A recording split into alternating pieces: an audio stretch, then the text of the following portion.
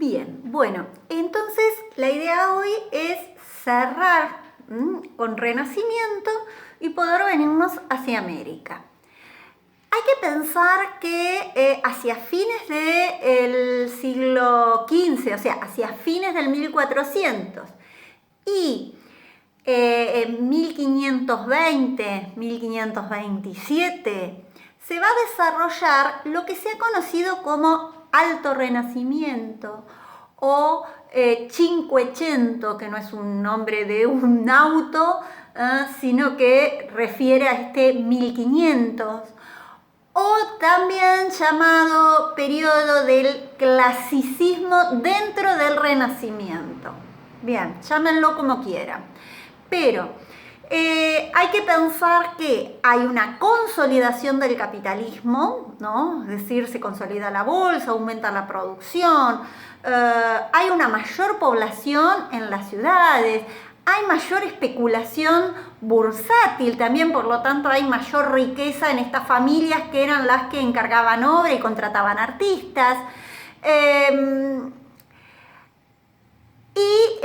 Por el otro lado es el periodo en donde estas naciones incentivan, saliendo de, en el caso de España, de lo que se conoce como periodo de la Reconquista.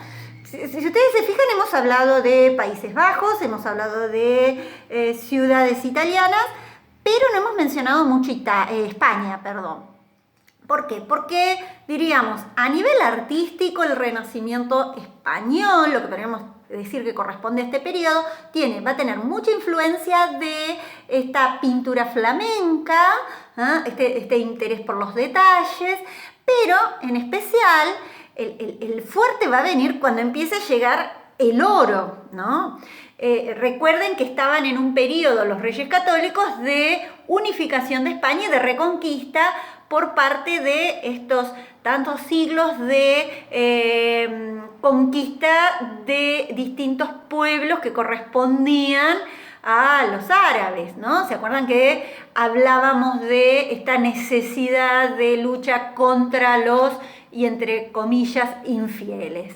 Bien. Viene como anillo al dedo esta salida a la búsqueda de rutas de la India, los primeros viajes. Yo ahí les dejo un mapita con un poco de las travesías. Fíjense que va a impactar en especial en lo que es América Central, en la zona de Cuba, en la zona de las islas dentro de América Central. Y luego va a ir llegando la conquista hacia estas dos grandes áreas que vamos a llamar, que va a ser toda la zona de lo que va a ser el área nuclear de Mesoamérica y el área nuclear de Andes Centrales, en los que nos vamos a ir deteniendo en Andes Centrales a partir de la clase que viene. ¿Por qué les dejo estos dos retratos que va a hacer Rafael, pintor que podríamos decir caracteriza a esta época? Porque si bien Florencia va a continuar, Milán, es decir, las familias siguen enriquecidas y siguen desarrollando, va a haber, si hay una ciudad que va a empezar a tratar de reconstruirse y de entrar y de legitimarse socialmente, va a ser Roma.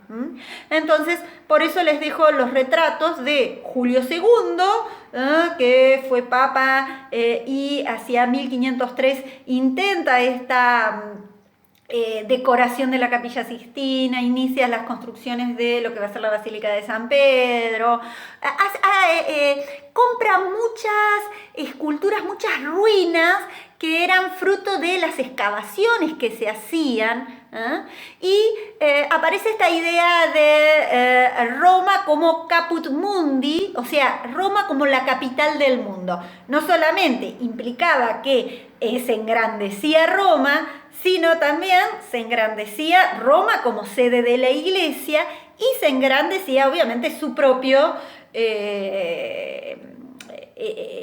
papado, ¿no? Piensen en un papá, que era un papá guerrero, ¿no? De batallas.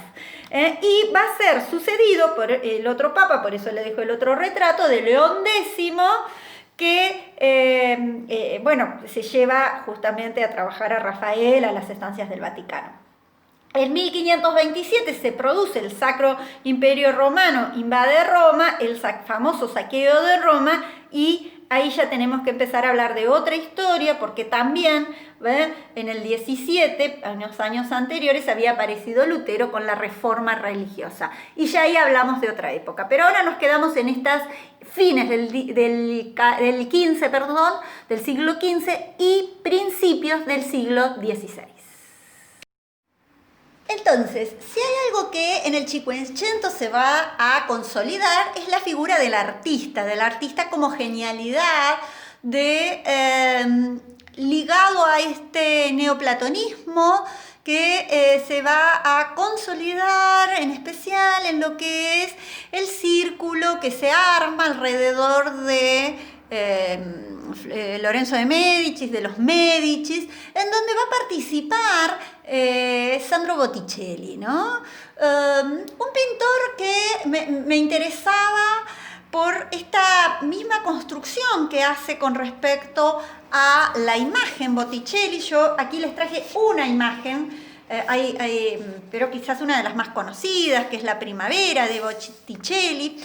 No es una temática común, porque ustedes, es decir, acá hay una representación de dioses clásicos, o sea, no recurre a temas religiosos ni a retrato, ¿no? Aparece un género que no era común. Pero ¿cómo los representa estos dioses clásicos? En un tamaño natural. Por el otro lado, esta idea como si fuera una fábula, ¿no? Como acá están celebrando, hay una danza, fíjense las tres gracias que están danzando, retoma pasos de una danza que era muy común en la época.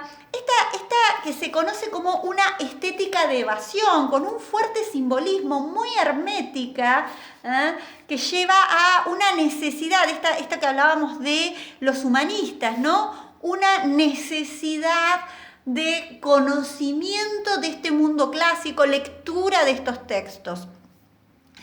Pero en esa lectura no vamos a encontrar esta escena tal cual, sino que lo que él hace es recupera e interpreta a modo de enseñanza moral esta escena. Es decir, no voy a encontrar un texto en donde me cuente esta escena, sino que es una interpretación que va a ser el mismo Botticelli. Las pinturas del Botticelli, en especial la representación de las mujeres, son muy lineales, retoman son imágenes muy simbólicas. Fíjese cómo representa ese fondo, ¿no? Ese jardín en donde se ubican. Bien, y por el otro lado, para no extenderme, la imagen que les dejo de Leonardo, ¿no? Como para marcar una diferencia. Fíjense el fondo de una y el fondo de otra. Fíjense cómo trabaja la figura uno y cómo la trabaja el otro. Es decir, uno es como mucho más lineal. El otro, ¿qué hace? Desarma la forma a partir del esfumato, ¿no? No dominan los contornos, ¿no? Acá hay tridimensionalidad, acá hay una incidencia de la luz en los cuerpos empiezan a ir combinándose. Y por el otro lado, fíjense qué interesante en ese uso de luces y sombras, cómo utiliza esa luz del fondo, ¿no? ¿Qué efecto va a generar en la luz que se ubica? Y otra característica que también me interesa, para no hacerlo tan largo, es esta construcción piramidal.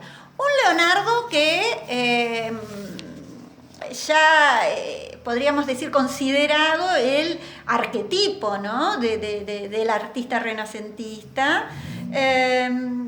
Cuando pinta la Virgen de la Roca, ya estaba trabajando para los Sforza en Milán, Y les voy a dejar algunos textos sobre este desarrollo y cómo tenía que salir a buscar trabajo. El currículum de Leonardo escrito por el mismo Leonardo.